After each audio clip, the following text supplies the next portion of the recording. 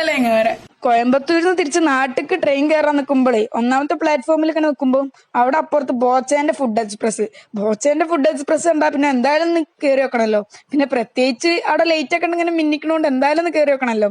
ഒരു ട്രെയിനിന്റെ കമ്പാർട്ട്മെന്റ് ഫുള്ളായിട്ട് ബോച്ച അവിടെ ഫുഡ് കോർട്ടിനായിട്ട് സെറ്റ് ചെയ്തിക്കണം. പിന്നെ ബോച്ചേന്റെ ടൈറ്റിലൊക്കെ conquer the world with love ഒക്കെ അവിടെ സെറ്റ് ചെയ്ത് എഴുതി വെച്ചിന്. പിന്നെ ഉള്ളിലിരുന്ന് കഴിക്കേണ്ടവർക്ക് പുറത്തിരുന്ന് കഴിക്കാനുള്ള സെറ്റപ്പും അവിടെ ചെയ്ത് വെച്ചിക്കണം.